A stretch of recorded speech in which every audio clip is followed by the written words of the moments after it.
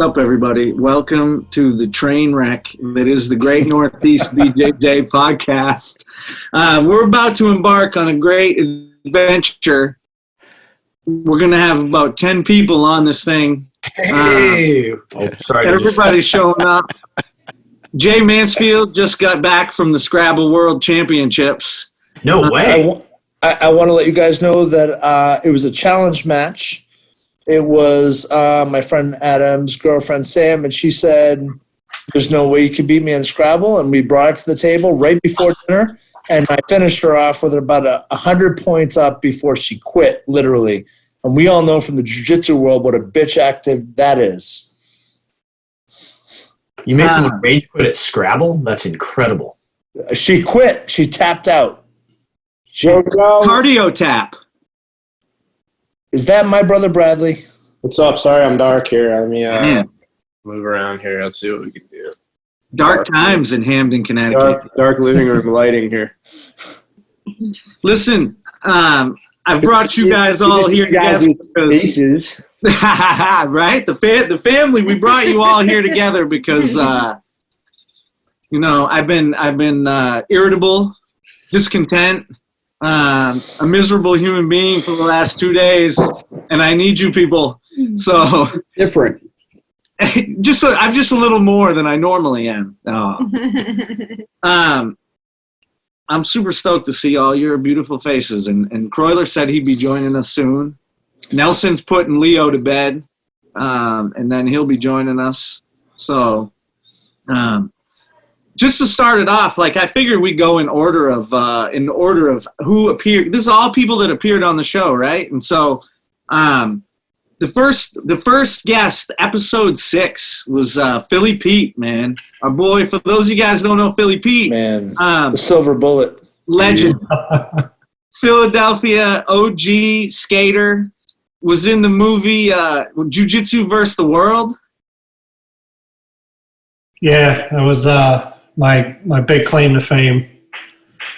So that was episode 6. And then after that, who was next?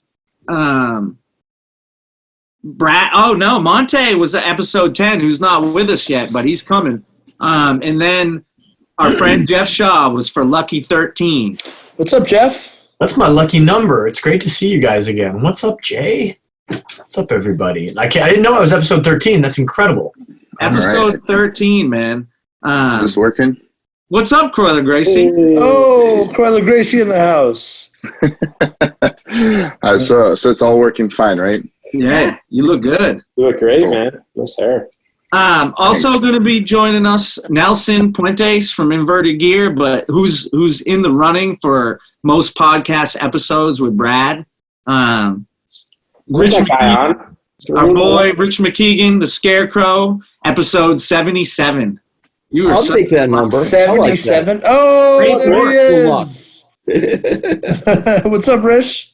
How you doing, guys? Nice to see you tonight. Man. Good to see your face, brother. So we're all trapped in the thing, and I feel like Jeff Shaw started this whole thing, man, up in Seattle. What's going on in Bellingham, man? How are you doing? You mean the coronavirus? Yeah. Did it start with you? As the great Kurt Cobain once said, there's a virus. Yeah, I mean, it's nothing to worry about. It goes away if you hang with your friends. Just keep training and everything will be fine. I heard the only cure is more cowbell. So that's what I'm. As the great Kurt Cobain, also from Seattle, said, "Everything's my fault. I'll take all the blame."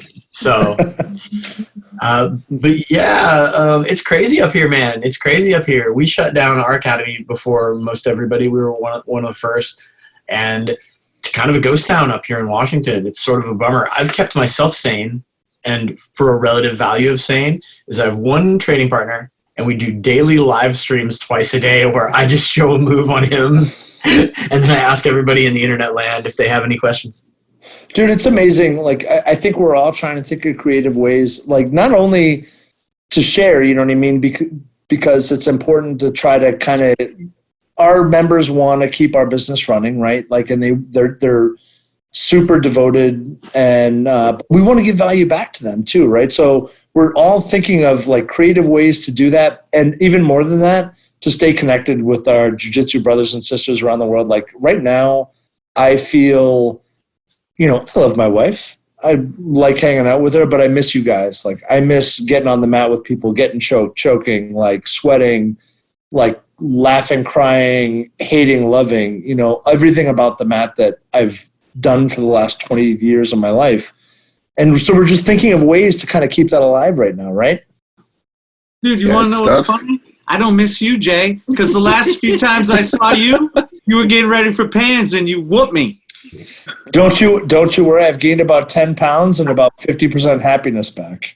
That's good. That's good. Philly Pete, man, what's going on? What's going on down there in Philadelphia? Pretty much everything shut down. There was some talk about the governor bringing the National Guard out and enforcing a curfew, but I don't think that's going to happen.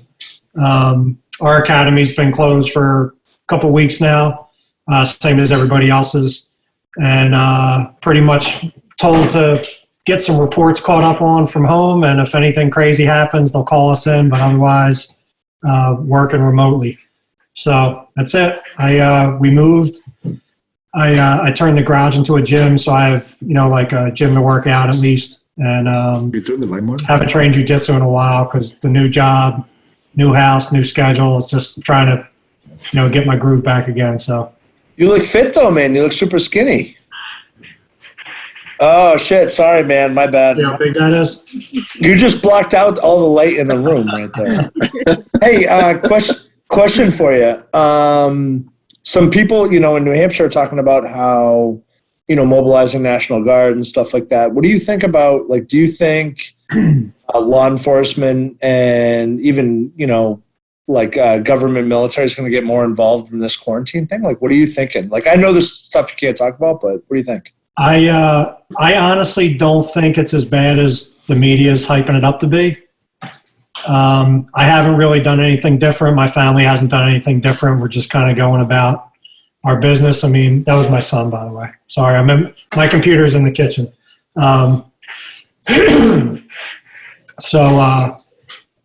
Good hygiene no matter what anyway. So, like I said, nothing really has been crazy here. I think the panic is going to cause more of a problem than anything. We went around today trying to find toilet paper. It's like you can't find toilet. It's like the dumbest thing. Why is toilet paper the thing? I don't know. But I heard you could use corn cobs after you ate them. Buy a bidet. It'll change your life. Yeah, and you can't find the stupidest basic things. And I don't think it's going to be as bad as it's being made out to be. I hope it's not. It's just weird, all the overreacting restrictions that are being put in place. It's just everything's eerie. You know what I mean? It's kind of eerie how everything's happening. Well, isn't kind of sit there and take a look at what was happening to Italy and kind of hopefully gauge ourselves from that? I mean, I don't know. I saw a quote or someone put up a meme and it was like, no matter if we do everything correctly and everything smooths out, it's like we'll never know if we did it, if we were overreacting or whatnot. But if we don't do anything and it turns sour, it's like we're definitely going to see, the negative effects.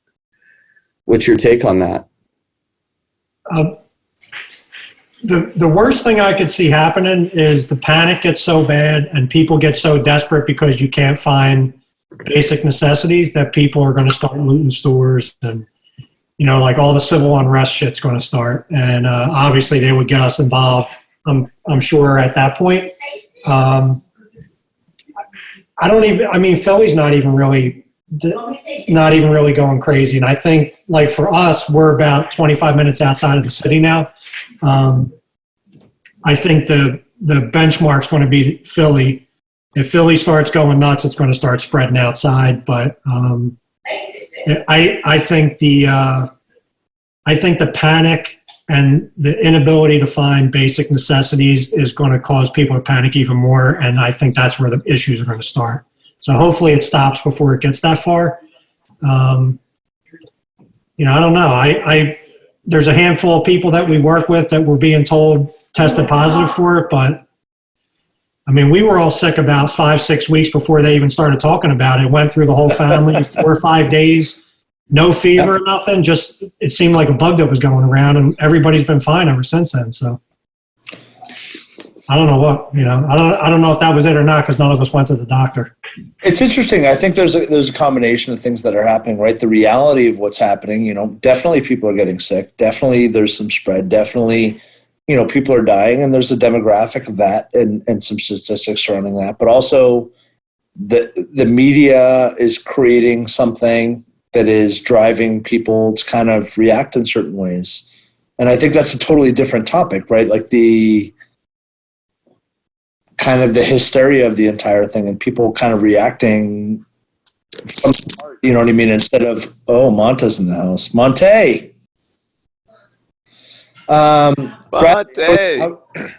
Bradley, how are things in Connecticut? Pretty scary down here, man. I don't know. Maybe I'm living in like a different world than a lot of you guys, but it's bad here. It's really bad. I mean, I'm only about an hour and 10 minutes from New York City, and there's it's just every day it's like the cases are doubling and doubling, and it's getting I have friends that are ER docs here, students and stuff, and they're giving me really kind of scary news and scary information every day. And I think you're right. A lot of what you guys are saying is totally right on, that the media is totally like they always do, causing everybody to really panic and really creating a lot of hysteria. But I think a lot of it, I have a lot of friends in Europe right now, in Italy especially. And it's fucking crazy over there. Like, entire villages and areas are getting wiped out. And it's not just like, again, it is, you're right, an older demographic for sure. And maybe we are all overreacting. And God, I really hope that's the case, man. But it's pretty scary down here. We've been, I've literally been and I live alone with the dog. So I've been doing the social distancing thing with my friends and taking walks with people and trying to spend as much time outside as I can. But it's kind of crazy down here. It's really eerie. You got your boy with you right now, though. Yeah, my homie's here. He's good. He's chilling right here. Yeah. Little T. Kroyler, what's going on in Indiana? Well, we're kind of we're about a week behind you guys on just about everything. We obviously heard about the weather's cold, man. It's cold. I'm sorry, man. I'm wearing a hoodie inside the house. It's cold. No, we kind of saw the reports coming in. I have friends all over the world, and we saw it happening. We never thought it was going to get as bad. I think that's kind of what everybody thought. And then, the cases in Washington started peaking. We started paying more attention to it. We're always under the assumption, hey, it's going to be stopped. It's not that bad. And then we started seeing it in the East Coast, in New York, New Jersey. I saw Brad posting stuff. And basically, I think about 2 or 3 days after Brad closed his school, one of my black belts is a doctor, a really big doctor here in the area. He called me and he's like, you need to shut down ASAP. And I was like, really? But there's no cases in Indiana. He goes, there's going to be. And I'm like, no way. And he's like, I'm telling you, he's like, you need to shut down tonight. This was a Wednesday night, I think.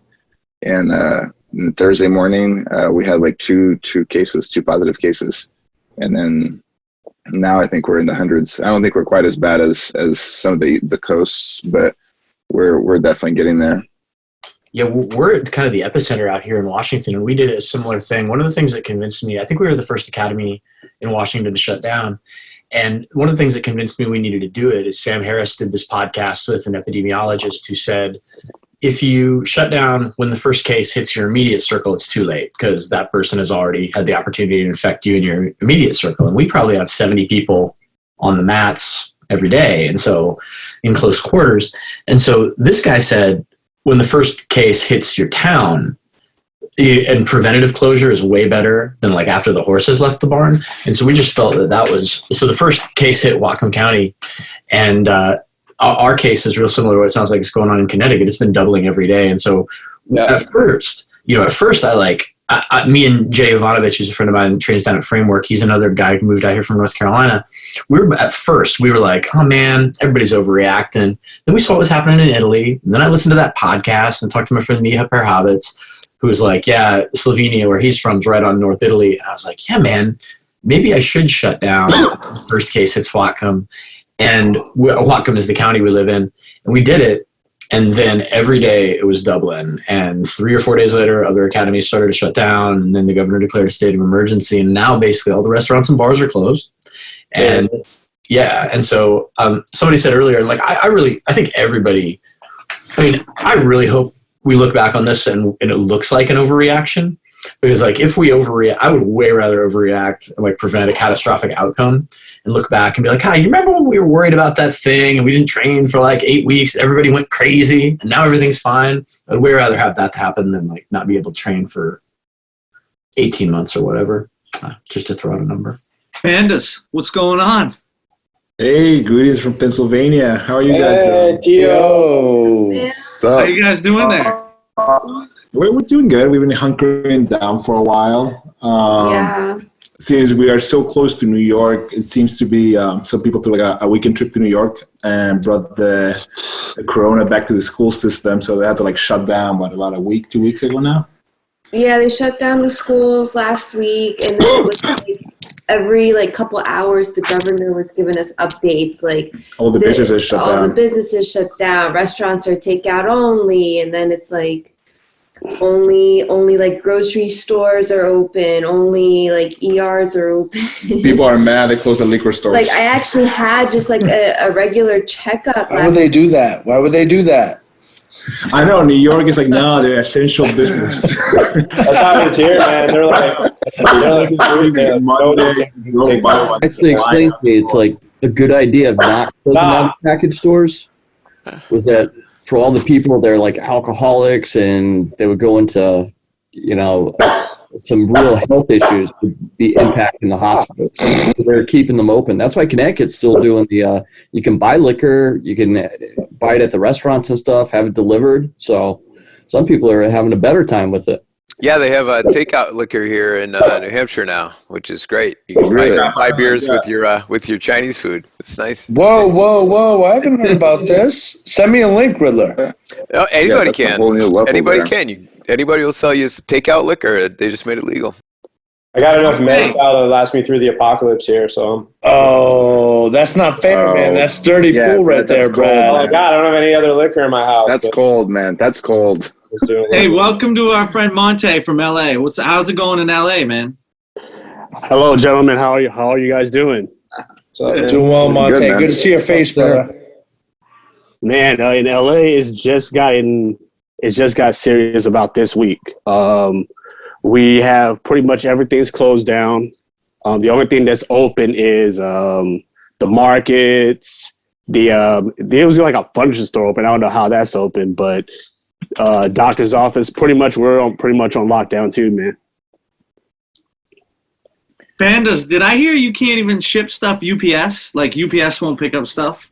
Yeah, UPS was like, we're not picking stuff up anymore. What? Yeah. What the hell, man? Those guys are driving up and down my road like 3 times a week. Yeah, the local guys were like, no. Yeah, I think they're only supposed to. Isn't it only documents and like medical supplies now that they're supposed to be shipped out? Yeah, like Amazon is like cutting down on a bunch of like non-essential items or whatever. But yeah, it's getting a little. Bro, in what universe are geese non-essential? That's what I'm saying. They need their geese. I get emails about this all the time. It's like, I'm getting promoted on Friday. It's Thursday night, and I need a gi. Right. I need a fly gi. Get it to me. Gotta look good. One of my guys who moved here from out of the area, he moved here as a 4-strap blue belt, was supposed to get his purple at a ceremony in March at his home gym. And so a week before he was supposed to get his purple, it all shut down. And now he's like 6 hours away from his promotion ceremony. It's jiu-jitsu, bro. You got to wait. No, right, exactly. I was like, it builds character. The virus knows. You gotta wait. Oh, man. Damn, Brad, you've changed. It's this isolation, man. It's so lonely over here, you know?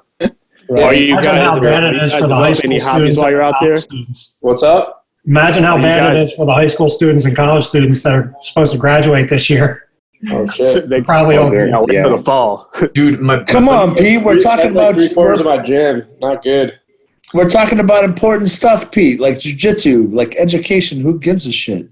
My boy Andrew Bittner, who is a badass 3-stripe brown belt out at Gracie, Raleigh, he had his wedding today. They had to live stream the wedding. The only people there were he, the bride, and the... Probably save some money, though. Yeah. Right side to everything.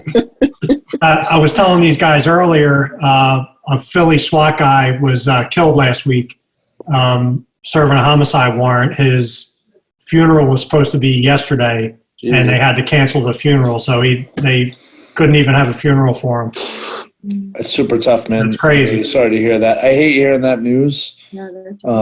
Regardless, whether it's a friend of a friend or anytime. Right. It's terrible news. On a more positive note, can we just talk about what the community has done? You know, like usually, you know, everybody talks about like there's no ego in jiu-jitsu, and we cross train, and it's gotten so much better than it used to be. But I think, you know, in about 2.5 to 3 week period, that has very drastically changed to where everybody's really truly helping each other out through one of the videos. One of the biggest things I'm seeing is that there's like a lot of discounts online, especially like with BJJ fanatics, and also there's a lot of people that's posting like other open instructional sections so they can just be able to have that instruction while they're stuck in the house.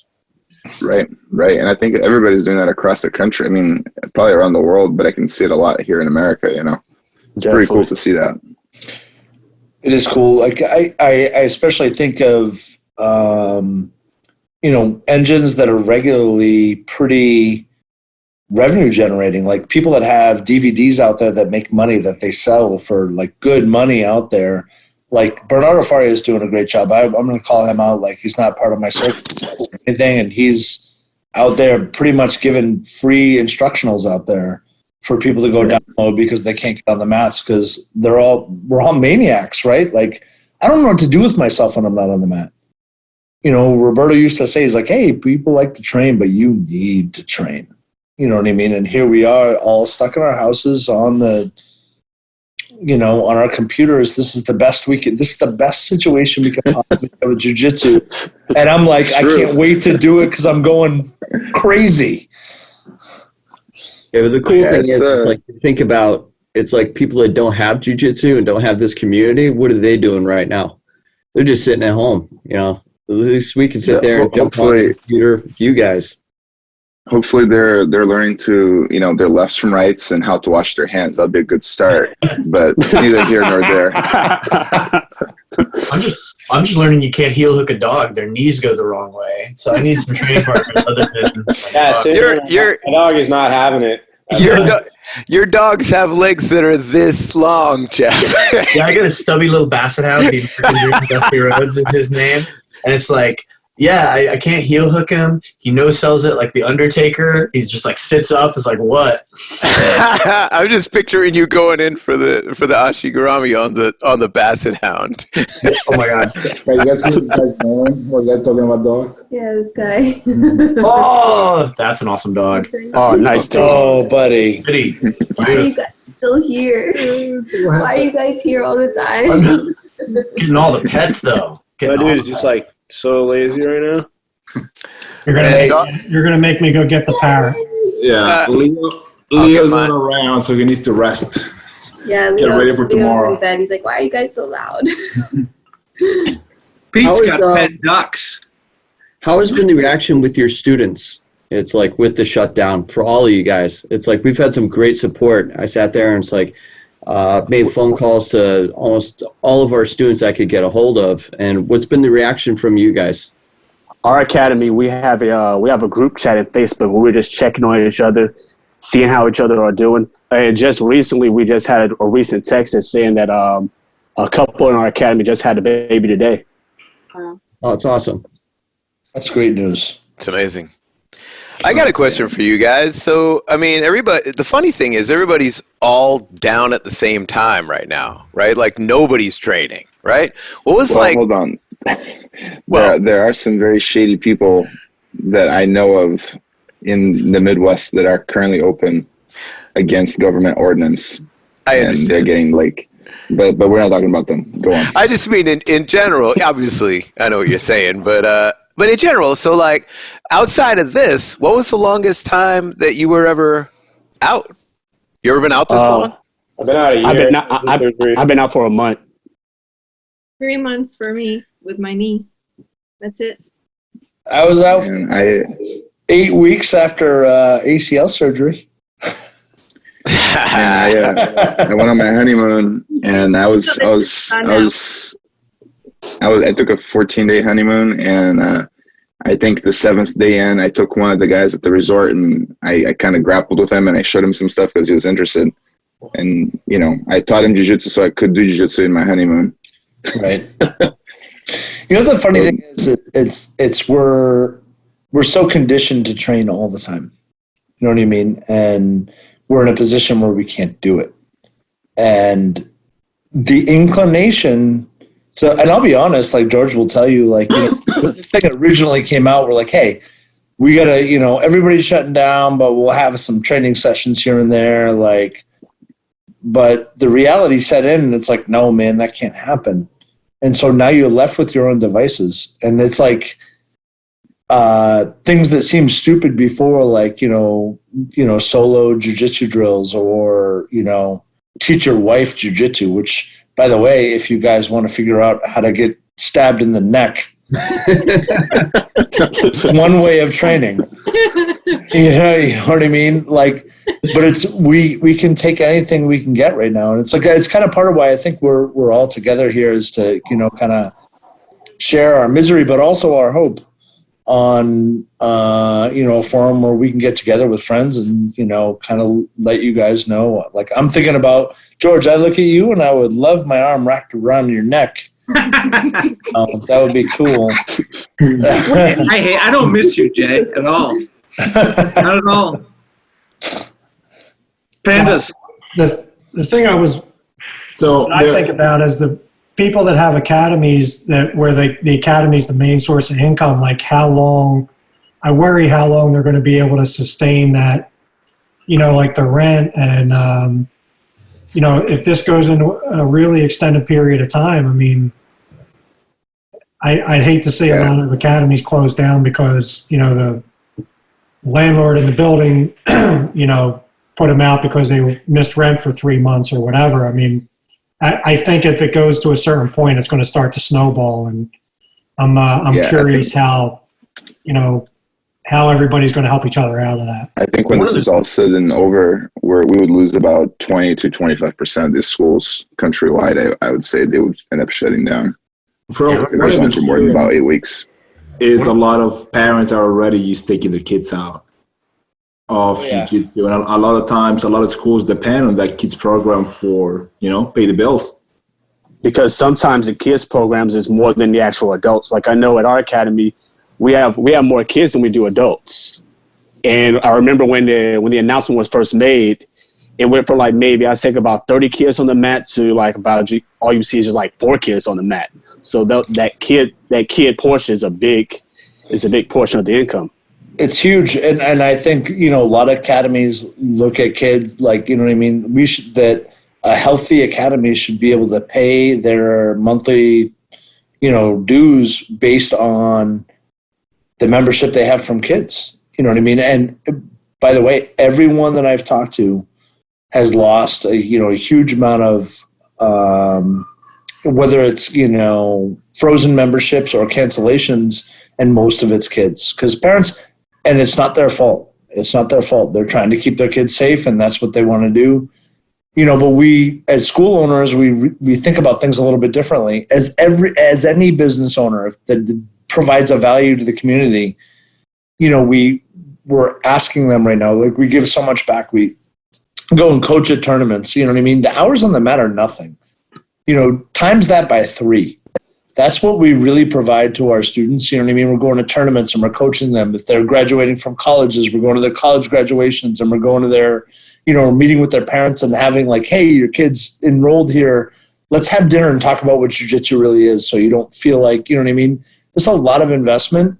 And of course, we're asking them to keep their memberships current so that these businesses can survive. But like, also people are coming up with really creative ways to provide value back, like free privates after you open back. That's a simple one.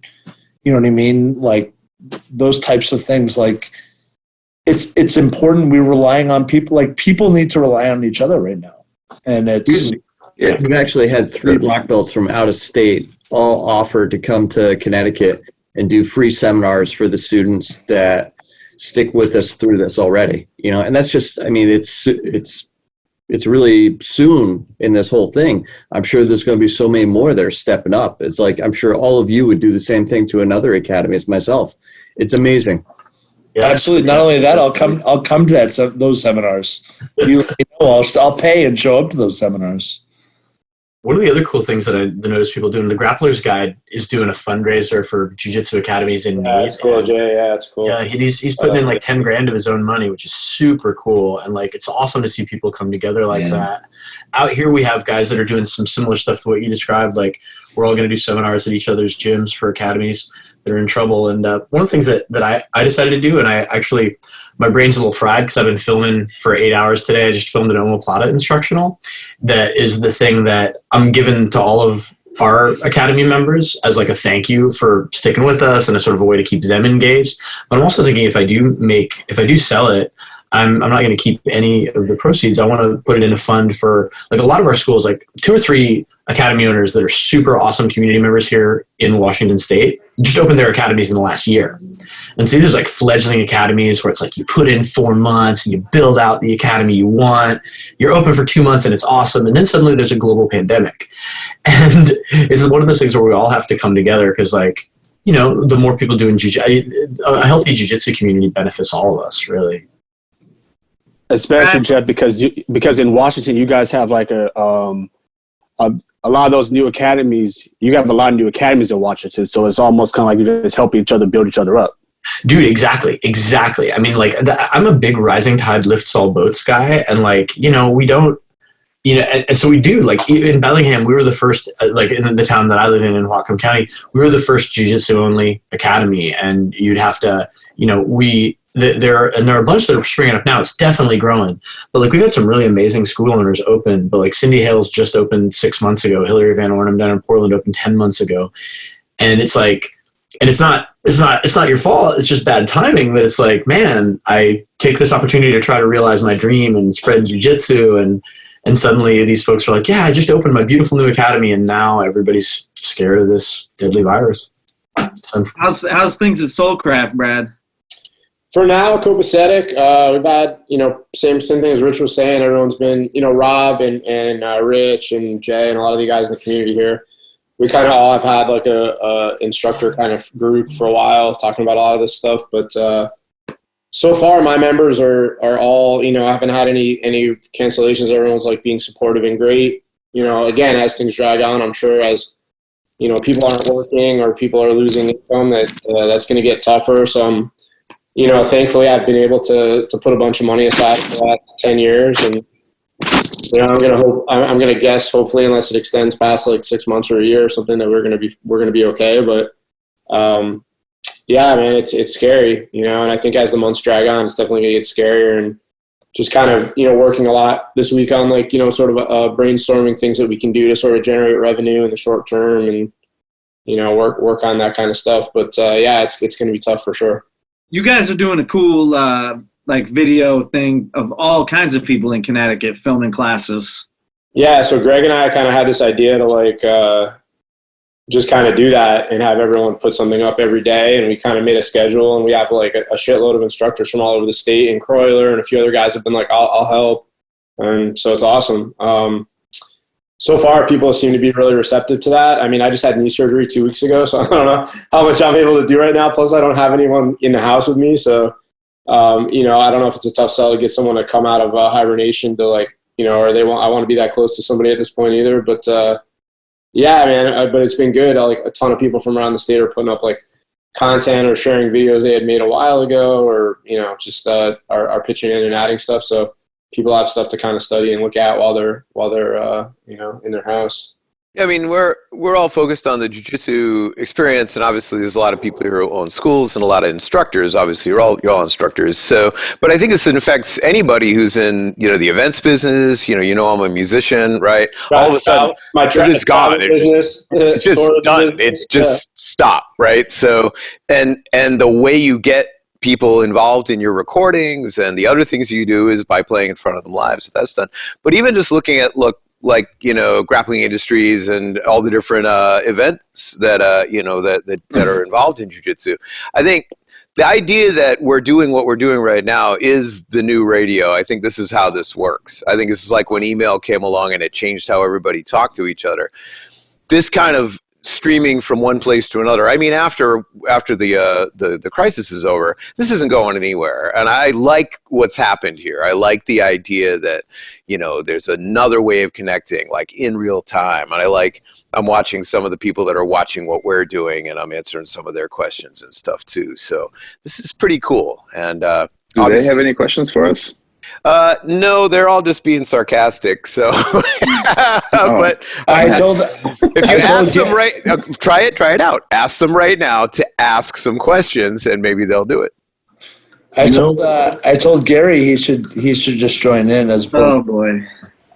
Hey Riddler, I got a question. I got a question for you, Riddler. Yes.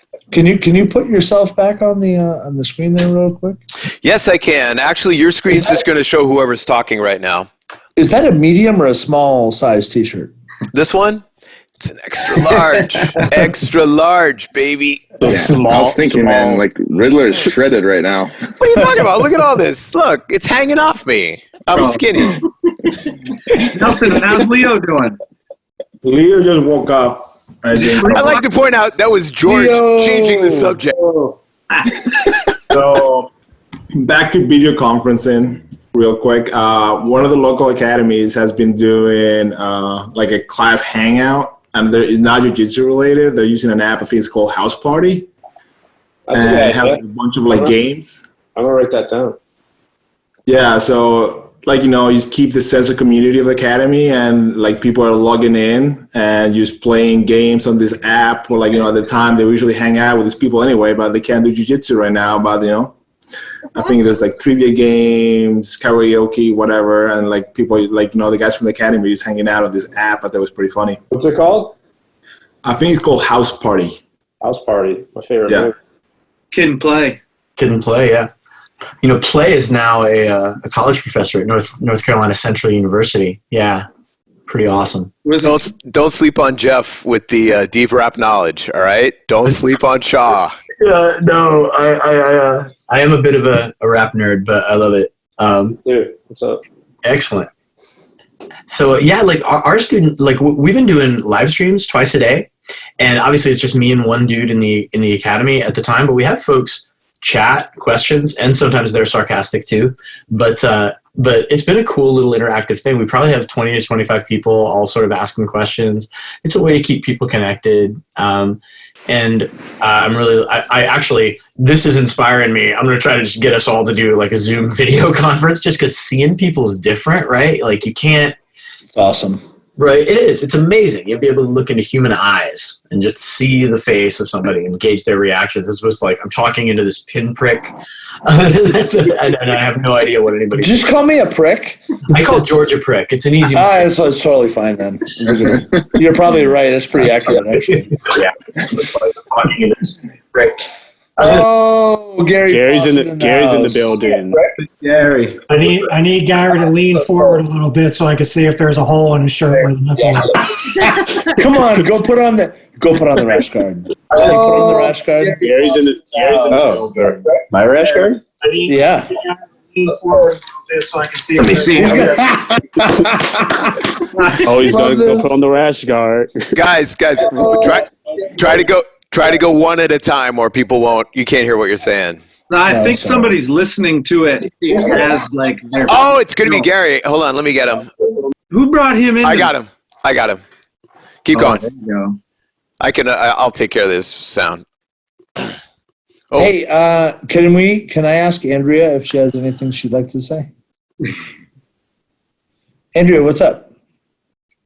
I have no idea. What have you been doing? Did we do jiu-jitsu today, you and I? Did we wrestle? Yeah. We did. What have you been doing? Oh, this is the greatest thing ever. Can someone who makes rash guards send Gary? Nelson, can you say this guy a rash guard? Can you sponsor this gentleman, Tio? What's up? Yeah, an address. Oh my God, I've got to mute it. You might be asking yourselves how I found this so quickly. I had to take it out of the red velvet case that it was in. Oh, Everybody stop talking for a second. Let Gary talk, and everyone who's watching will be able to see him. I'm going to mute out. Everybody stop talking for a second. Let Gary talk, and everyone who's watching will be able to see him. I'm going to mute out. There you go. All right. This is all delayed. I don't know what's happening. Cool. Gary, turn the Facebook off. Just watch the Zoom. You'll be all set. Oh, there it is. Turn Facebook. Right. Yeah, you're all set. Cool. Gary, turn the all right, I'm going to mute you, Gary, just for a sec. Oh, there okay. We'll catch him up. He'll get it in a sec there. All right, I'm going to mute. There you go. All right. Felt like it was in a timer there. Yeah. Gary's a little Flintstones. Yeah. So we'll give him a pass until he figures out the technology. There he is. I knew exactly where this was. What size is that rash guard? It was in the red velvet case of important things in my life. Ooh, look at that. Yeah, I haven't worn it in a while. Size, appropriate size nipples and all. Yeah. Maybe someone could explain who Gary is, because the people who are watching have no idea who that is. I know who Gary is. International man of mystery. Oh, man. MONTAY, lay it down. Tell us who Gary is. He trains with you. I know. I don't want to take responsibility. He had that rash guard on the first time I met him. And it already had the holes, right? It's the only thing I'm always going to remember about him. Dude. His face, I think, of that rash guard. Pete, he was there. He had that rash guard on during the Jared seminar. He also did it with Howder when he was here. I had another rash guard on over this the second time Jared came, and he looked at me, and his face just dropped, and he was sad. And then I took that rash guard off, and he got very excited. You should keep it. It gives you character. Yeah. Yeah. Nothing else does. One of my instructors just posted a picture of himself at 14 years old doing karate. And he has like the classic like long karate belt. He's rocking a mullet. He's totally out of shape. He's smiling with the confidence that only a 14-year-old who does karate can have. And I'm getting that made into a fully sublimated rash guard.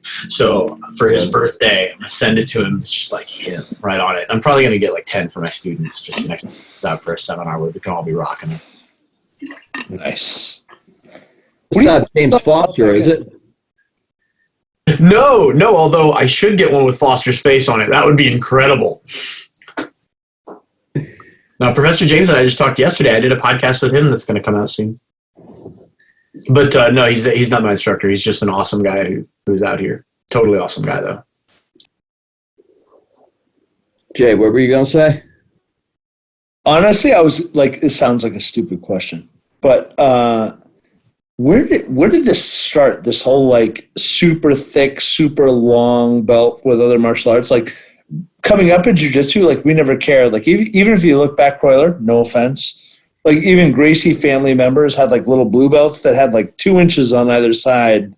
You know what I mean? But these guys have these 4-inch thick black belts. I don't even know what a gold stripe is on a black belt. Maybe that's a thing in like taekwondo or whatever, but they're on both sides, and you know what I mean? They're like these gigantic, and they're 3 feet long. They're almost touching the floor. Where did that come from? My only theory is I think in like the spinny kicky martial arts, it looks badass. If you do like a spinning kick and your long ass belt or your long belt is like flying in the air and stuff. That's my only theory. I mean, grappling, somebody do terrible Maybe things. it's ceremonial. I think it might be ceremonial too. A lot of these martial arts are ancient, so it could just be a ceremonial thing. It looks better. I think it is ceremonial because I remember seeing something like that when I went to Kyoto last year. Hey, everybody. Looks like Nelson and those guys need to take off, so we want to say goodnight to those guys, huh? Bye, guys. Night, Nelson. Night, Sam. Night. Night, Nelson. Night, Leo.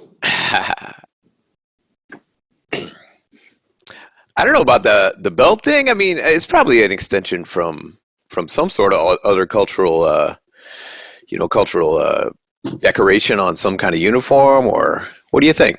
Does anybody know any of the background? From the movies, I bet.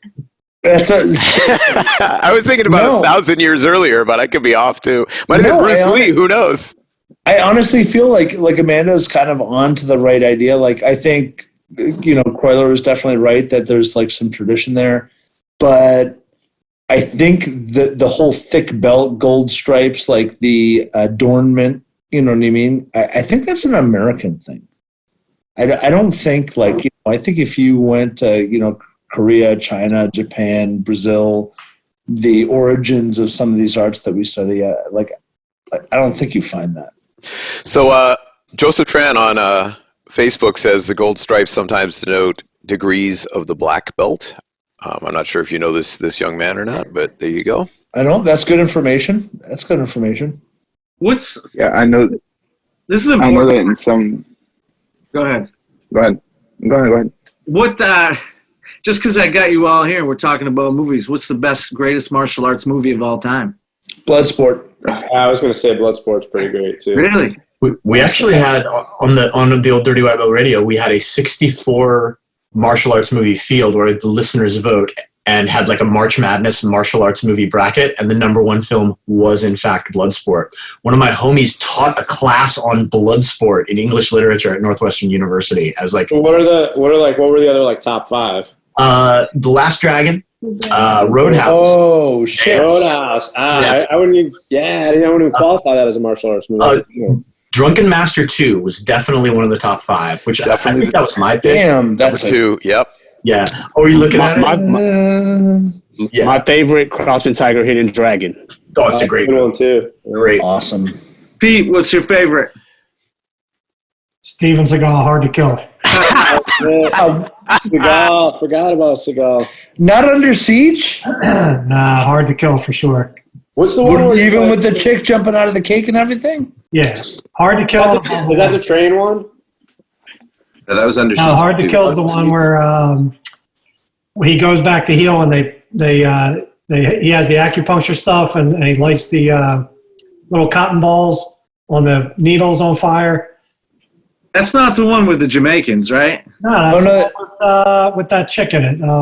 What's her name? Terry something? Yeah, he trades up his Jeep for the broken Mustang. Takes off.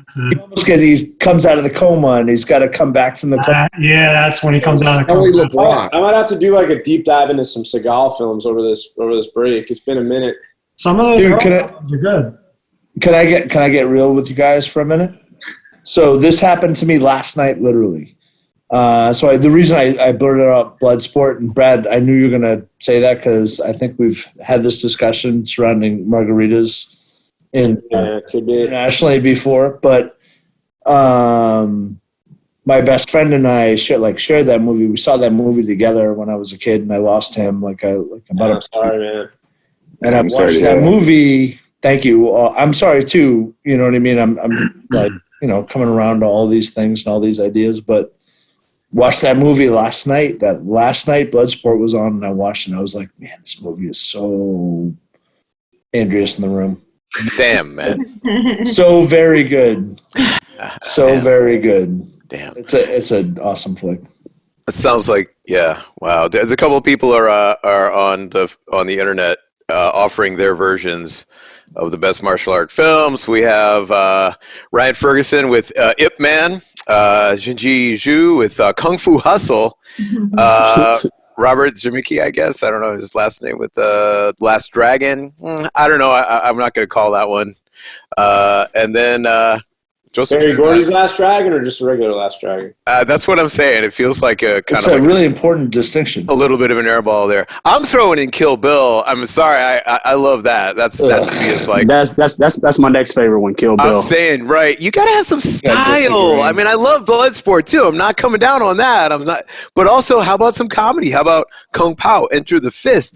Best bring up. Best cow fight ever. The guy takes out the cow in front of the waterfall. Ryan, I'm going to throw it out to Ryan Ferguson. Hitman is an awesome entry. What about we go deep for a minute here? Brazilian Brawl. You ever see that? Yeah, I've not seen this. I've not seen that. With the Machado brothers. Legit. Oh my god. It's called Brazilian Brawl. Did you ever see Kickboxer 4? There's a movie in Kickboxer 4. I'm trying to remember whether it was Higgin or Jean-Jacques. Like same guy, same storyline as, the original Kickboxer with Jean-Claude Van Damme, and it became a different guy over the time. And in Kickboxer 4, one of the guys in the tournament was a Brazilian Jiu-Jitsu fighter. I think it was Higgin or Jean-Jacques. I can't remember. But Brazilian Brawl, it's like they come back to defend their uncle's farm or something, and these dudes attack, and then they armbar. It's badass.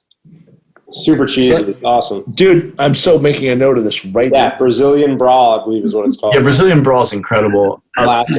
On the topic of comedy martial arts movies, though, if y'all haven't seen Drunken Master 2, it's amazing. It's a Jackie Chan film. Jackie Chan, always worth watching. And it's Jackie Chan in his prime playing Wong Fei-hung, who can only do his style when he's just housed. Hammered. And the finale he beats up a whole axe gang, a gang of people with axes. The finale involves him guzzling grain alcohol in order to get drunk enough to it's incredible. It's martial arts comedy at its finest. I think you got to put in the race. I'm sorry. Go ahead, Monte. Does anime movies count? Yeah. Let's go with yes. Okay. Ninja Scroll is the top one for me. Damn, that's good.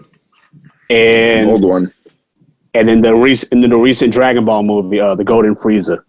As a matter of fact, I'm going through Dragon Ball right now, the whole season. So that's the one thing I'm doing right now. Haven't seen it. Are you a Samurai Champloo guy?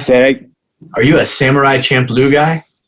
Because I used to live in Okinawa. I used to live in Okinawa, and Samurai Champloo, it's awesome because it's kind of like a remix. And it's not really accurate in terms of Okinawan history, said the nerd, but also just super awesome animation, super cool characters, and comedy.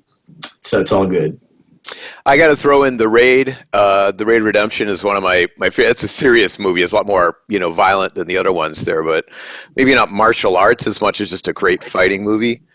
There's a couple of more people coming in from the internet. Ryan Ferguson's asking, how do you guys feel about... I don't know if I want to ask this. Come on, go for it. You got to do it. All right. Well, we'll go 2 in a row then. Let's go back up. Joseph Trent said, "How any of you guys watched the new movie Art of Self-Defense?" I don't know what he's talking about. Does anybody know what he's talking about? Yes.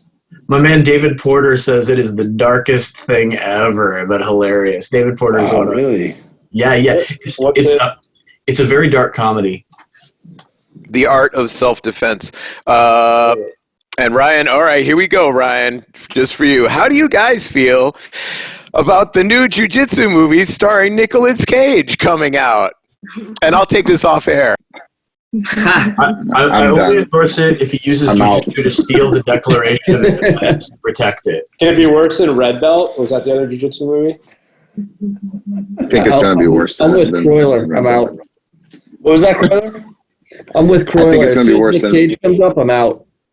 Yeah, I mean, even the premise of the movie, come on. I don't know. I agree. I think in consideration of anytime someone's going to make a movie about Brazilian Jiu-Jitsu or something people are passionate about, you know what I mean? It's there's no way that this idiot is going to capture this. I can't. There's just going to be no way. All I do is analyze all their techniques, and I'm like, oh, they're doing that wrong, and but I'm so immersed. Yes. All I can do is catch their mistakes the whole time. He pulls guard while dodging a bullet. I'm in. I mean, Keanu did a pretty good job. Keanu did a pretty good job in the last movie. Come on. It's a movie. It's not a documentary. I understand. But if you watch, look, I will defer to the man whose family invented the art as to whether Keanu Reeves really demonstrated excellent jiu-jitsu in that movie. But in my opinion, structurally, it was all wrong. I know that they can't study and get everything perfect, but it's I'm so reminded of Lethal Weapon 1.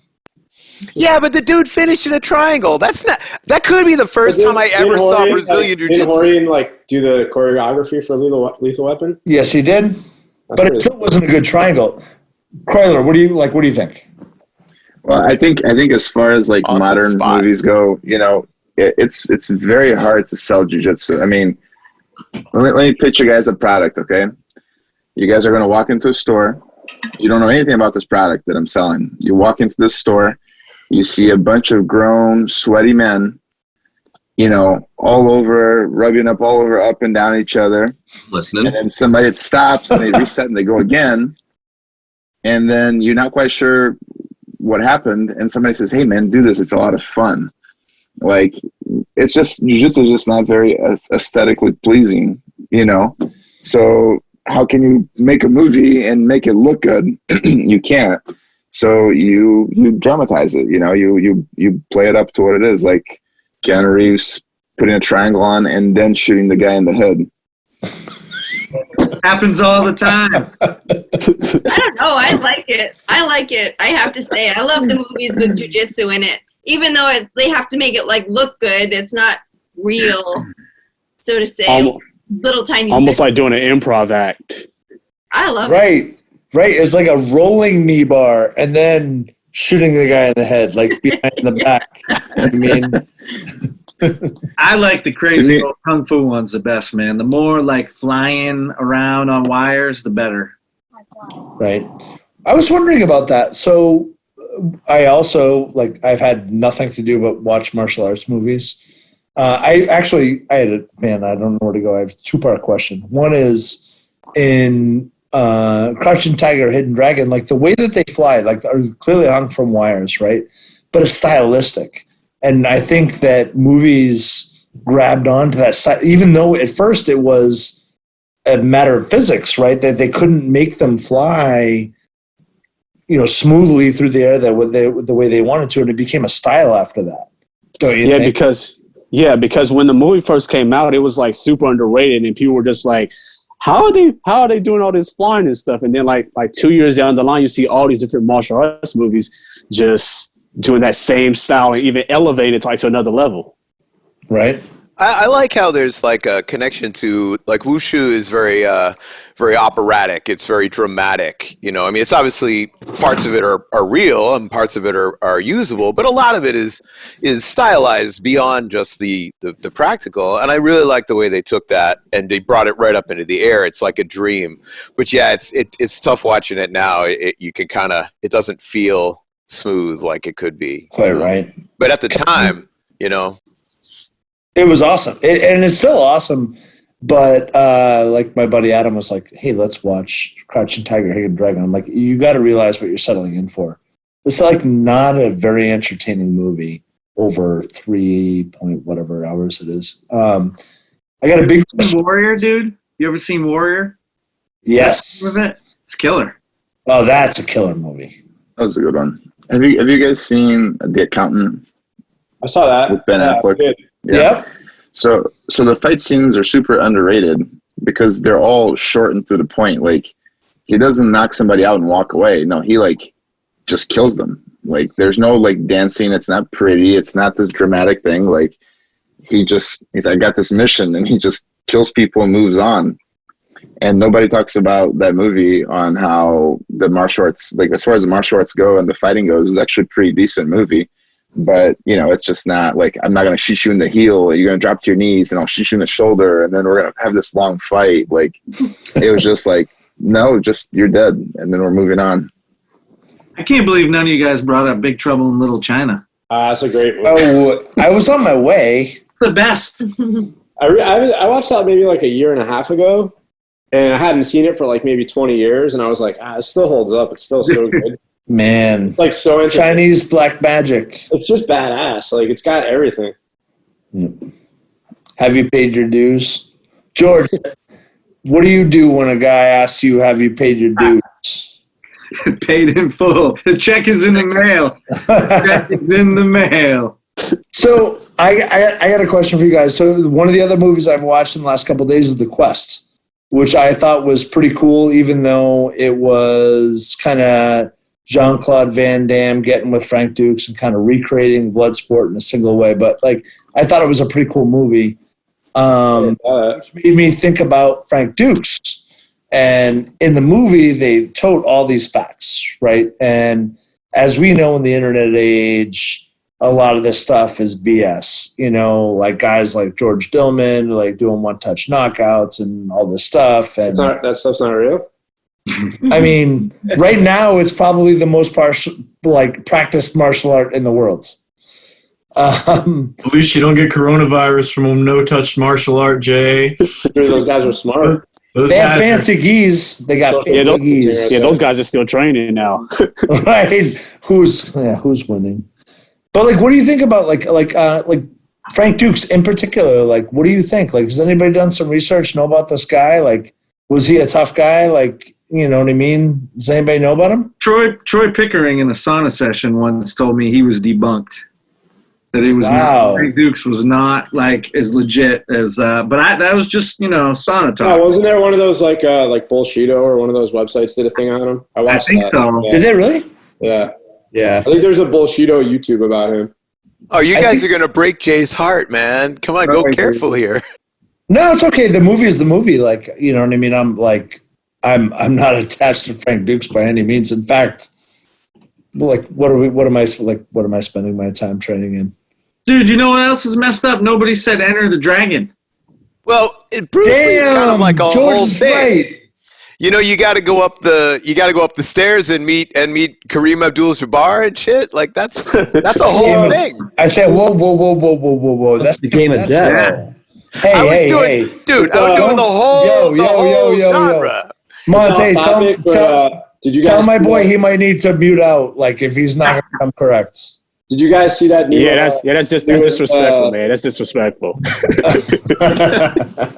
the newest Tarantino movie where they have that little bit that's supposed to be Bruce Lee, and he gets in a fight with Brad. Yeah, that was really good. It was really good. I watched it the other night. I was like, damn, this is like. But they make Bruce Lee out to be like such a dick. What was it? Sorry. Right.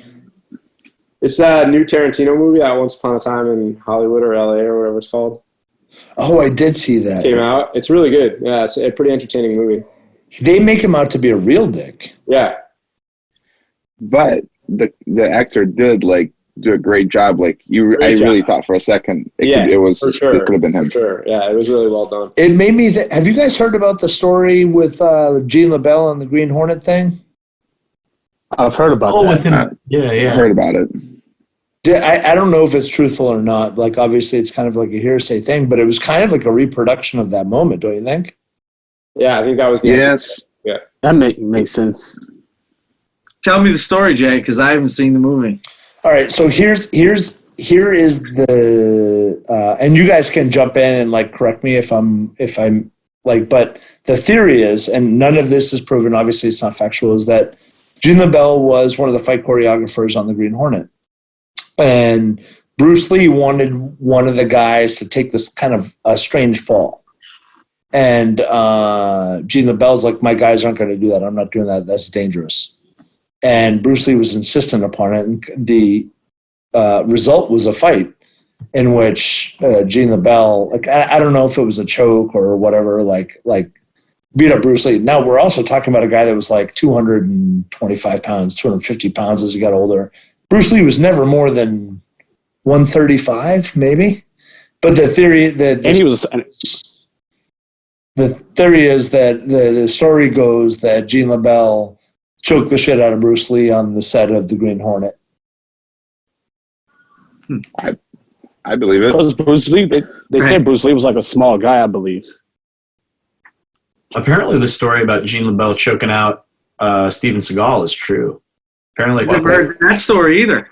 Watch out, there's some Seagal lovers here. All right. Wait for the end of this story. The end of this story is the best part. Yeah, and apparently it's true. I'll look it up, but evidently there was some stuff talked, and there was a challenge levied, and Gene LaBelle choked Steven Seagal unconscious, and Mr. Seagal evacuated his bowels. Oh, wow. That's a good choke. I didn't know that detail. Here's something I learned from this podcast that is sort of not related, but Pedro Sauer signed Chuck Norris's Chuck Norris signed Pedro Sauer's green card. Really? Yes. Yeah. Like, man, everybody who's watching is all going to look this up right now. The Steven Seagal thing? I thought you. No, Steven Seagal signed Pedro Sauer's. No, what are you talking about? Pedro This is where we get started. The way that it's going to go down is Chuck Norris signed Pedro Sauer's green belt. I signed Riddler's skateboard. Look it up right now. Never let truth get in the way of a good story, Riddler. Ever. It looks like our man Philly Pete here is going to be taking off here, so I want to say thank you very much for him being here, man. You're the freaking man. I'll see you guys. I'll give you guys. Hey, Pete, real quick. I came across in my parents' basement a pair of Phoenix trucks that I can't find any use for, nor any use for. It was like my skateboard when I was in high school. I'm going to send them your way. Okay, cool. You know I got to go. What a great collection. Pete's also bringing some serious guitar attitude in the next couple of weeks here while he sits on his ass. So I'm really looking forward to that, man. Nice. You're great. Now I got to go order that fucking guitar. Thank you. Love you, brother. Hey, be well, man. Bye. I'll see you guys. Yeah. Since we're on the topic of this, like, I didn't know how awesome it was until we had Andrea, and then I got turned on to Avatar, the cartoon. Dude, it's the greatest Best ever. cartoon. Guys, I know that a lot of you don't have kids. I have 2 boys. They grew up with that. I'm telling you, man, of all of the sort of Saturday morning cartoony kind of long-running things, that thing is on another freaking level. I don't know anybody else here who's followed it. I'm guessing maybe MONTAY knows what I'm talking about. I'm telling you, you got to stay with it. You got to see it in order. And, dude, make sure the boys aren't around towards the end because it ends deep. And it takes a while for you to get over what happens. It's an amazing, amazing thing. Avatar, The Last Airbender. It's good, man. Even the next, the one, Avatar Korra is good. Super good. The one that I'm really into right now in terms of like the anime series is King and Asura. It's on Netflix. I saw it. I haven't popped it. I haven't had very much time, but I guess I do now. Make sure you watch. What is that shot of, Riddler? If you want to know, my good friend's wife runs an importing company. It's this stuff called Willet Pot Still Reserve. I thought it was a bomb. I think you can see it. No, I don't. That's not what I thought that was, but I know it is. It is not the most. It's a little bit of a provocative shape of a bottle. Way to put that right. It's really delicious. It's called Willet Pot Still Reserve. I'll call it. He said they couldn't sell it because of the way the bottle looks. But boy, he came through for me. I'll tell you that. I got a weird question for you guys. So.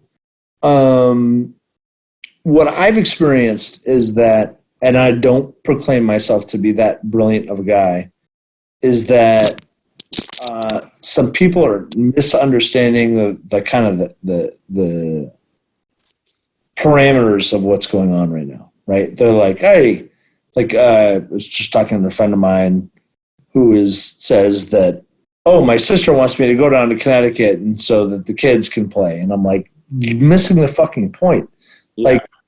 Like honestly, is there a punchline to this joke? Because you can't and I'm wondering if I'm missing something, and if I am, it's like, hey, what if Brad, you're isolated, I'm isolated. I'm isolated, man. I drive to Connecticut and Brad and I train. What happens then? I think the big argument there is what happens. I mean, we could do this all night, but I think it's like what happens after you train. So if you pass it along, are you going to hang out with, someone who's elderly, someone who's pregnant, someone who's like that? I think that's the real argument. But it's not like on a one-to-one level. It's that excuse me, how many people can sort of break that rule before the whole rule goes to shit? It's like Exactly. So the truth is, there's more science. If there was a lot of science involved, you could pick each person and rate them all and go, okay, whatever the 82s can train and the 47s can't. At all. It's the idea that you'll go home and if you get me sick, you might not even know you're sick. You might just be like carrying it. And then I get sick, and then I go to the grocery store, and then I give it to like 12 people at the grocery store by accident, and then they give it to like 15 people by accident, and then that guy goes. And that's the thing. If you don't stop that interaction, I don't have anybody to film techniques with this week, so for me, it's like, could I get somebody to come in and probably work with me? Probably could, but I don't even feel right about that. What if I'm sick and I don't know I'm sick? What if that other person's sick? It just seems really irresponsible. It's like one thing to close your gym, but it's another thing to I see these people, I was out today, hiking with some friends and keeping our distance from each other.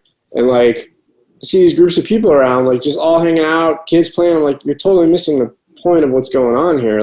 This isn't, I think it's all for everybody, I think it's always that paranoid question about that what if, and people are always trying to balance that. Okay, should I stay in the house, or have that situation of, oh, I'm too tired to stay in the house.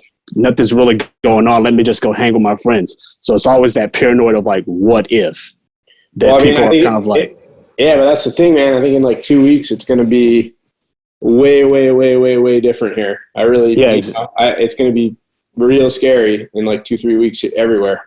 Oh, especially in California, because right now it's just a lot of stuff is closing down, and people just can't stay in the house, and people are just going out, doing whatever they want to do. It's kind of it makes it worse, and it pushes things back. It's going to be, it's going to get real gnarly if people don't start. To keep Riddler from getting sick anyway. It's people like Riddler that I'm worried about. Hey man, I'm the elderly guy, right? Yeah. I think the entire thing is engineered to make sure that the Riddler doesn't get any better at jiu-jitsu, actually.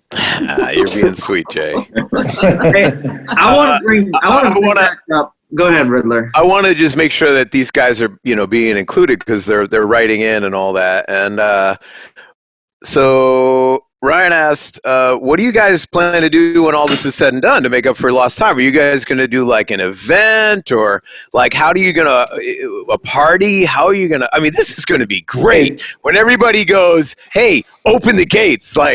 Everybody's going to just be Yeah, but is it going to be kind of weird, when it is done? Are you going? I know, but let's just play it for what it is. If you could come out of this, what would you do? Free cruises for everybody. I'd imagine that Kroyler, you didn't, you opened your school not that long ago, man. This, you just got it going. You got all this momentum, and I'm watching it online, and it's bam, this happens. You're going to come back hard. Yeah, I'd imagine. Fine. I'll be okay. I've been teaching for 15 years. This was my first solo venture, so the good news is a lot of these guys have been with me forever. So even though it's a new school, I still have a membership that's been there for, over a decade. These guys aren't going to go anywhere. I know that if this goes on really, really long, and they say, hey man, I can't afford to keep paying. I get it. You know what I mean? We're one big family, and I'll do for them as much as I can. So nobody's going with party here, huh? No, I'm going. I'm going to Mexico. We're all restarting over, basically. In some ways, we got to start from scratch, and some schools start all over again. And we're going to do it. We're going to get together as a community. We're going to make tons of posts and pictures and videos and kickstart it back up again. But first, we're all going to Puerto. Yeah. Oh, yeah. Travel. Brad, that's the big question, then. This could be one big party, reunion, kickstarting jiu-jitsu in North America right there. Yeah, we're working on it, man. We should have, for the people that are going to the camp, we'll definitely have some more information on some alternative dates this week from everybody. The hotel's getting, everything down there is basically shutting down too, so. Yeah, but what I'm hearing is when this does blow over, this could be a destination for everyone. We have to have the biggest BJJ in Paradise we've ever had with anyone. You better remove that limit there. Yeah, we're gonna. Hey, Brad, if you get a whole bunch of people, can I still come? Yeah, you're always invited. You have a lifetime membership. you, Kroyler, Marcio, Pandas, all you guys have a Marcio. Everyone has a standing invite, lifetime membership. Joey, Eric. Thank you. Hey, by the way, Eric Bydark rejected us. He did not want to come on this podcast. It's good. It's good to call him out. I'm surprised you didn't get Joey. This thing would have been a lot more fun. Well, it would have ended up in a greater pandemic. We'll get him the next time. Hey, we should do a couple more of these, but I gotta the one thing that I will say is that, and I think I speak for all gym owners, is that if you're listening to this and you're a jiu-jitsu student and you're paying your dues right now and you're sitting at home and you even you're sitting in your living room and you come to your own thoughts and you're just kind of grinding it down. You're like, why am I paying? Why am I paying? Like I know that at least all the people I see on the screen on the right-hand side of my computer are going to make things equal for you. I know, I'll tell you what, I will give free private lessons to any member of Port City Brazilian Jiu-Jitsu, no problem. I will do that. I know George will do that. We will, these guys, these people are your leaders. They are jiu-jitsu is a spiritual thing. And these guys are helping you through this, and they have given you so much. I'm looking at this screen, I see Jeff, I see Brad, I see Kroyler. These people are helping you so much. Give back to them and trust in them that they will still steer you through this and help them to stay on their feet in this super difficult time. It's difficult for everybody, and I know that. But if we can't train, you know what I mean? And we can't give you training, technically speaking, you can go oh, well, I don't get any value from that. But you're going to want value when we can go back and train again. And so trust in these people.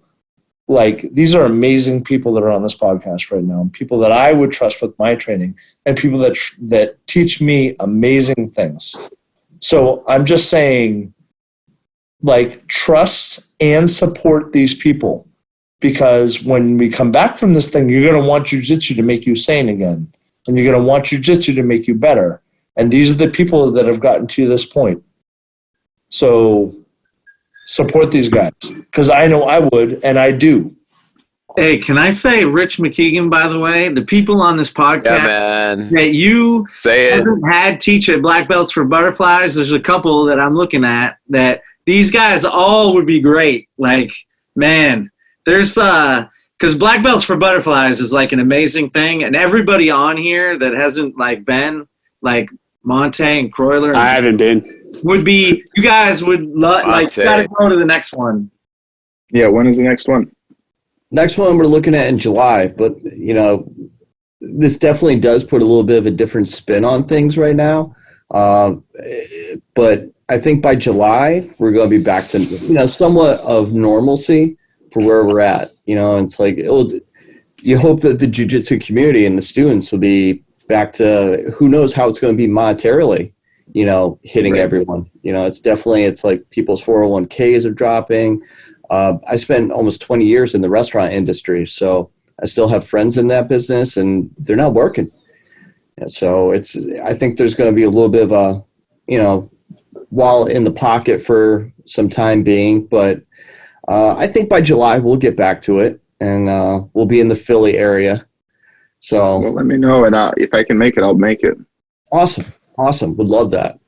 I'll be there. That's badass. Rich is talking about Black Belts for Butterflies. Rich, how do you get in touch with that? You got an online presence?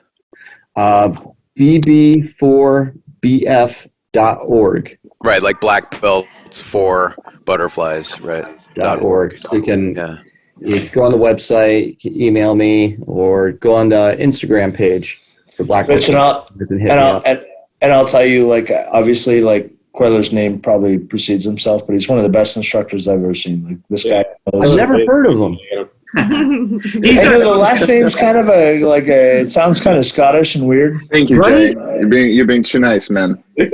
No, not even. I don't think I'm being nice enough. Like, this guy is awesome, and he's an amazing instructor, and he teaches things that people can grab onto and kind of hold and improve their games. Like, obviously, and he's a super nice guy. He's endearing to everybody. You should have him come in. Oh, I was excited when I got asked to be on here, and I saw the names. I said, "Oh, wow!" I was excited when I saw his name on here. So, thank you, guys. He's mean. He's really mean to me. He's mean when he's bouncing on your chest when he's mounted on you. Yeah. Actually, I say that he's put me through so much pain in my life. Actually, he's I right. plead the fifth. I remind him I'm an old man every time we roll. He's being mean to me. I'll never be Nuki again. Hey, let me before I wanted to talk about this a while ago, but then we got distracted by all this other stuff. But what do you guys think about the IBJJF versus the Globetrotters? Are you really sure you want to ask this question? I want to bring it up. Wow. All right. So there's some other questions if you guys want to just duck that one. This is important. You know what? Actually, I'd like to head that one off. So my coach, he retired from police work after 23 years. Super good black belt. He wanted to compete. Well, it's the person for our Pedro Sauer Association, Luis Heredia, used to sign off on the black belts. Well, they changed things around. Luis Heredia didn't want to do it anymore, so they had someone else doing it. Well, now that fourth degree? You have to be a fourth degree to sign off on other black belts. I think it's third. Unless they changed it again. Went up one. It used to be 2, now it's 3, I believe. I think it's 3, yeah. But so Rob's never competed. So it's now he was having trouble trying to find someone to sign off because we didn't have someone in the association. So he actually talked to Christian, emailed him, and Christian emailed him back, and he gave him all the hoops that he had to jump through for the Globetrotters to get signed off as a black belt. So when I heard about the whole IBJJF thing saying that, they're just signing off on anyone, that's bullshit. It's there's no free pass just because you sign under the Globetrotters. They check you out. They make letters.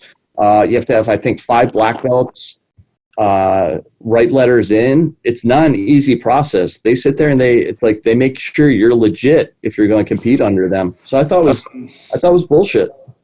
I got to interrupt for a sec. Monta's got to take off here, so I just want to make sure everybody knew that. See you, Monte. Good night, gentlemen. See you, brother. So good, so good to see you, man. Sorry we missed you in LA this time, brother. No problem. I'll see you soon. So, Rich, I hear everything you're saying, and that's all of that is extremely true. But when it comes to and I'm not agreeing with the IBJJF, by the way. I as a principal, I don't understand how they're a tournament organization.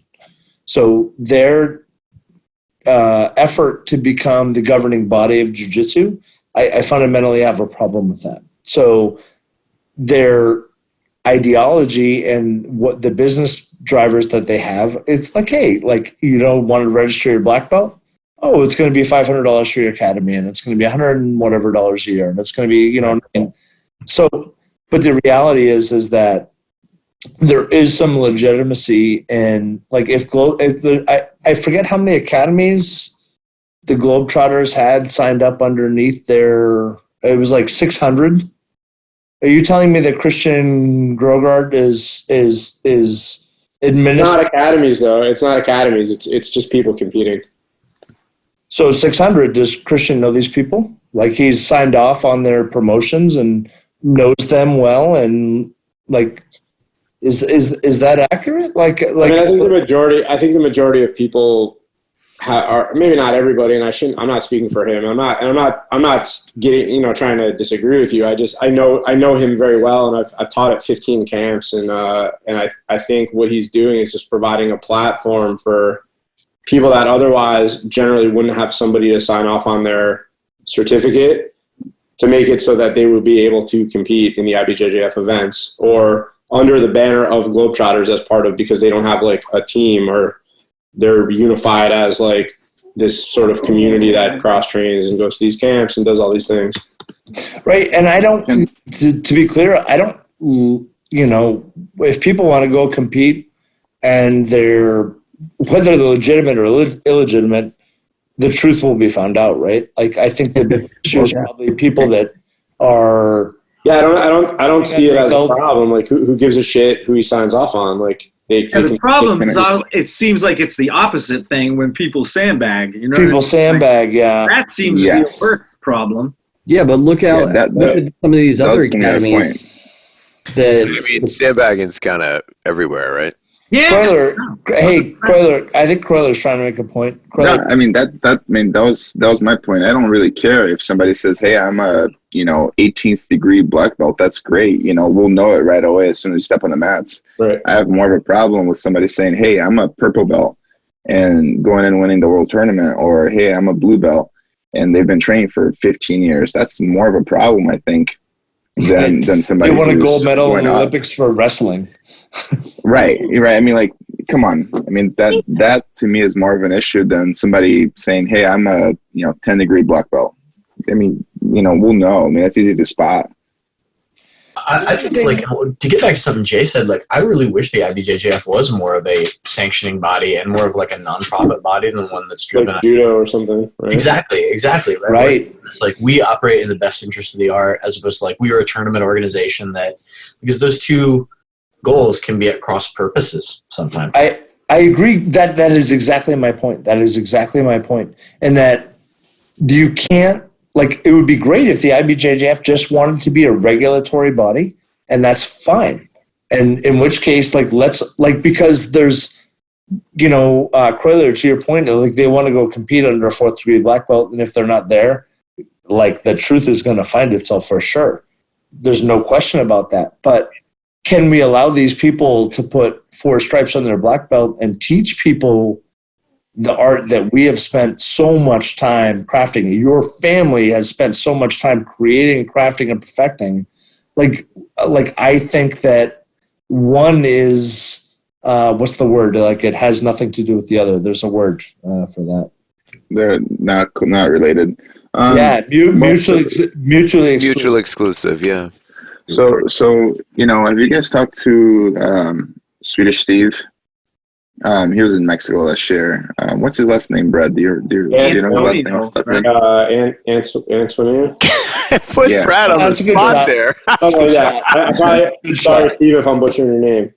Yeah, I just call him, Swedish Steve. And I spent quite a bit of time talking to him last year about how they do things in Sweden. Just because I'm curious about the culture and everything. And he said that they actually have a national sports committee that oversees all sports, and in each sport has its own committee underneath them.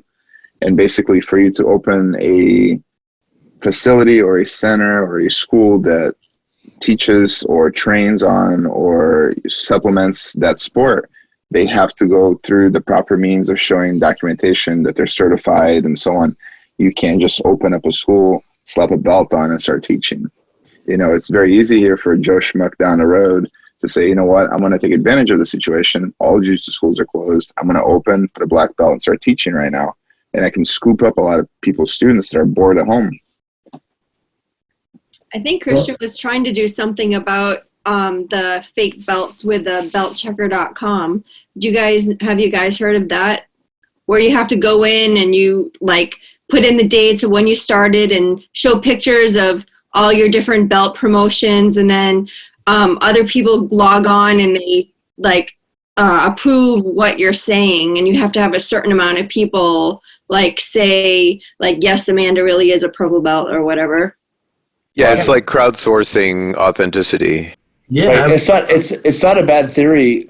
In fact, I think if we can take advantage more of technology and social media to accomplish that, you're definitely right. And by the way, nobody questions whether Amanda is a purple belt or not. Savage.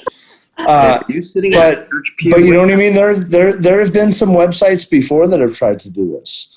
I can't remember what it was. I just remember what the screen looked like. It was like this black at BJJ.org, maybe I think it was, that tried to legitimize like some belts and stuff like that. But the reality is, nobody is more painstaking than the IBJJF. At least if you're a gringo, like it is painstaking to go through that process. I mean, Hickson isn't even certified. It's that hard to get in there.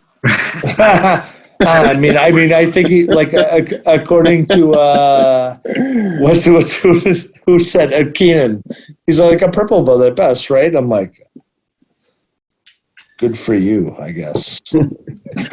Like, you know what I mean? Like, it's a funny thing. Like, that pains me, like Kroyler, to that point, like about the IBJJF because of the money. Like, do you think you're ever gonna get Hickson Gracie to pay you money for you to legitimize the belt that he puts around his waist? That is ridiculous.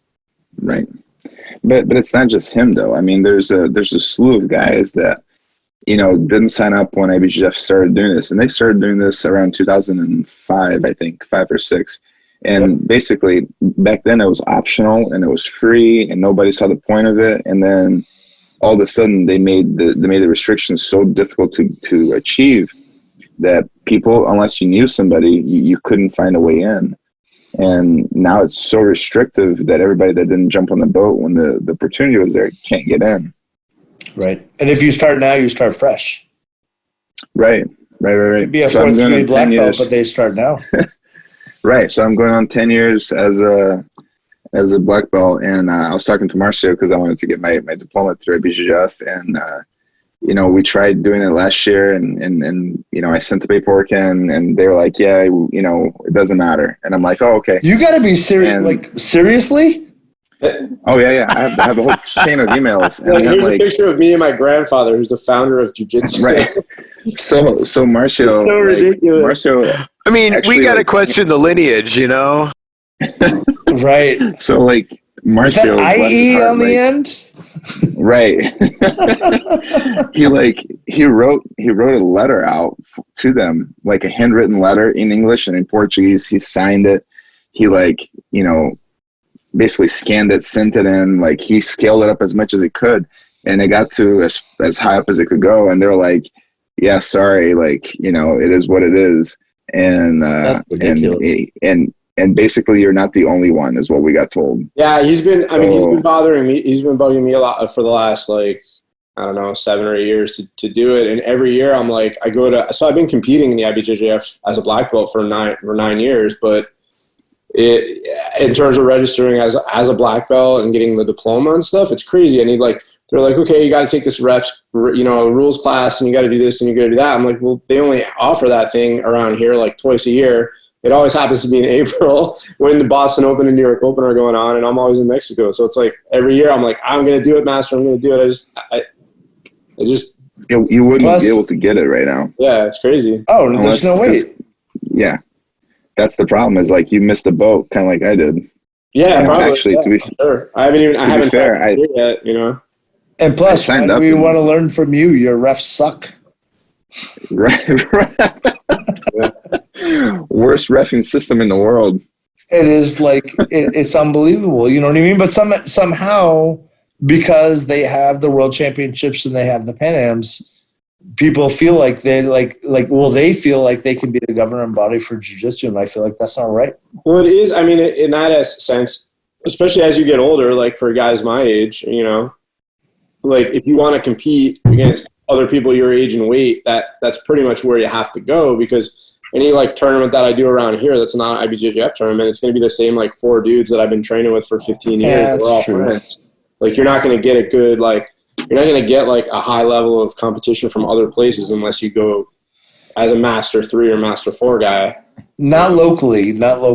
Like, you know, start looking around. Like, you know, I love what Seth Daniels is doing with Fight to Win. Like, you know what I mean? I think that's a great organization. Like, that's when it comes to John. I mean, there's Tap Cancer, and he's doing the showcase. Definitely. Oh my God. I mean, there's definitely ways to compete, but I'm just saying, like, if you want to go to a tournament, top and have level 4 matches with like 4 guys who are 43-year-old black belts who have, you know, or like this, you know, that's where you have to go. It's the best. It's still, especially in the gi, it's the best of the best still. It is. It's still the best competition. Mm-hmm. Yeah. I turned 46 this year, and I really want to compete at Masters Worlds, and I'm working on my paperwork, and it is. You look no older than 45. Oh, thank you. I'm 45 in dog years, actually. Are you Gracie? You don't look 45. Guy looks like he's 30. My balls. You should have seen when I just shaved the Lemmy mustache. I had like a mustache like Lemmy from Motorhead, and I just shaved it. It took 25 years off me. I would have. Dude, it looked so good. I'm disappointed. I know. It was a bummer because we did this filming today, and I was like, do I want to immortalize friggin' Lemmy? And like, then if somebody sees this video, it's like, oh, you're the guy with the mustache, and I'm like, I don't. You made the wrong call, Jeff Shaw. No, I'm going to take Jeff's. I'm going to take Jeff's side on this one. You make a good point.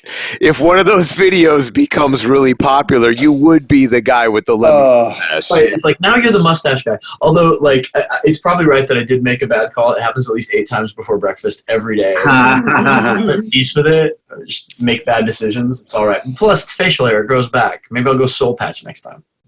I found out this year that featherweight Master 3 black belt division in the Boston area is no joke. I believe that. How did you find that out, George? I got smoked, man. I got come on, man. You got your black belt like 2 weeks before that, too. I mean, come on. You were ballsy as hell. Ballsy as hell to jump in. Just jumped in. You went to decision on one match.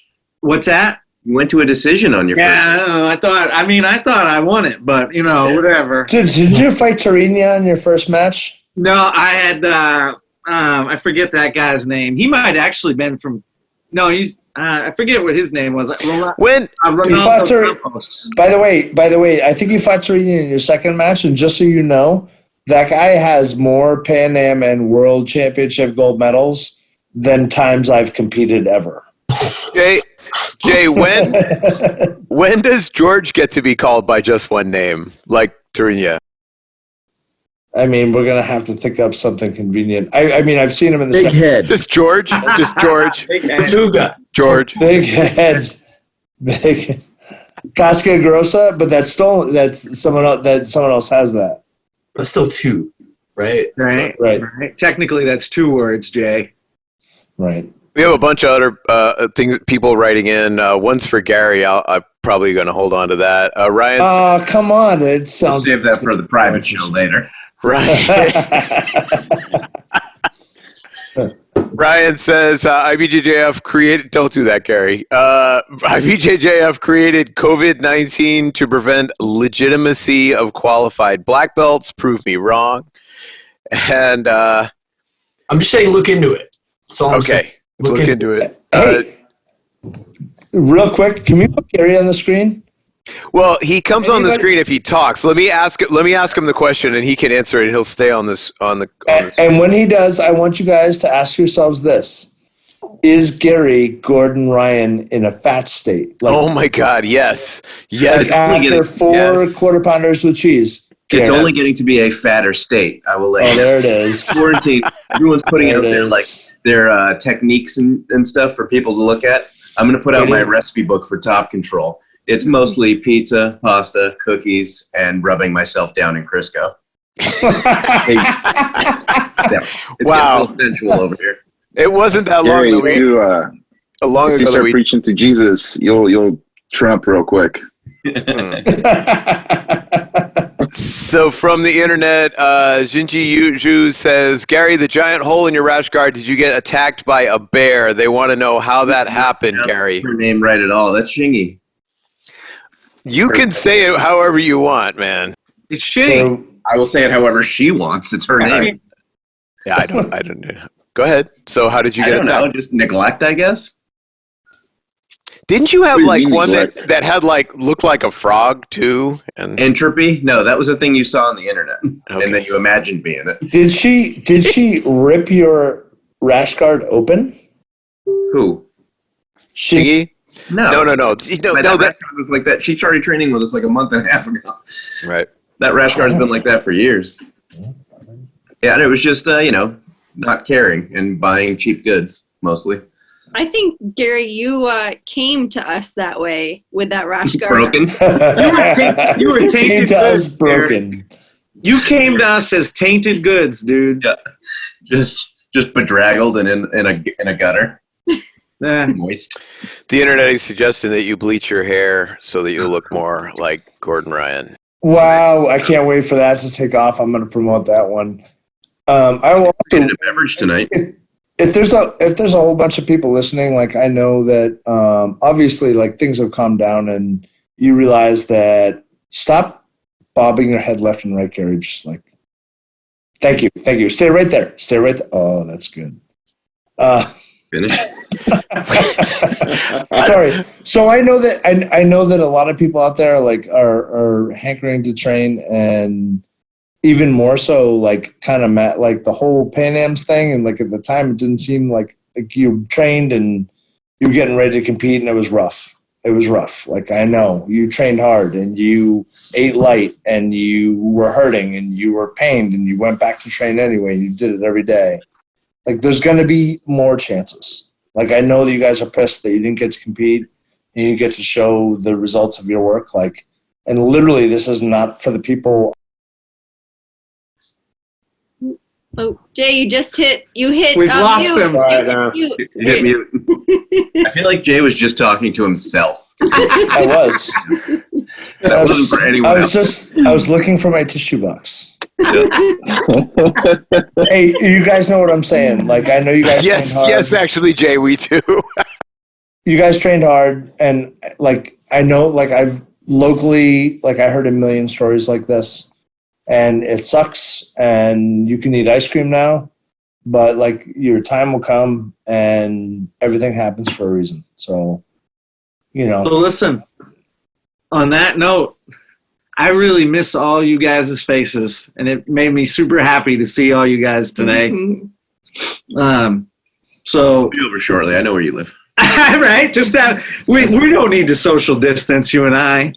I'm going to interrupt. I'm the owner of this podcast network this thing is on. Gary has a podcast called News of Our Demise, which is a massive disaster of like Saturday Night Live's Weekend Update combined with like two really, really gross people that are trying to be super offensive. So newsofourdemisepodcast.com. Shoot over there and notice that I've moved Gary right from the he's no longer in the frame. And so if you're my looking job for is something, done. If you're looking for something that is half as good but twice as disgusting as the Great Northeast podcast, you can log in there. Yes, more than twice. newsofourdemise.com. So back to you, George. So, Riddler, thank you for putting the effort into getting this thing rolling, because I know you spent a lot of time doing it. My wife, Andrea, Jay Mansfield, Rich, Jeff, Brad, Kroyler, Gary, everybody that left. You guys saved my life because I was getting depressed, man. I was like, I think I just missed talking to you guys more than Roland, honestly. Like, You guys want to do it next week? I definitely missed next week. Oh, yeah. Yeah, we can do it. Yeah, I'm kind of lonely over here, so I'll down. talk to you guys whenever you want. Maybe we'll do it every Let me know day. when. Just call me. Let's call me not good. do it every day. Tuck me in like My- George. My hat is off. My hat is off to you guys. I miss you guys so much. You're my brothers, and I would. You guys too, man. Everybody stay hanging safe. Please be smart. Yep. Stay home. Yeah. Is anybody still Be working? with me there when this is all over. Because I still have to work. I'll see you guys in the mats. I still have to work too, but as You soon as I got can it. travel again, I'll get out and see you guys. I have to leave the house. George, wrap this thing up. Scarecrow, Rich McKeegan, I love you, man. I love all you guys. Guys, thank Everybody you. listening, thank you so much. Peace, everybody. Bye, guys.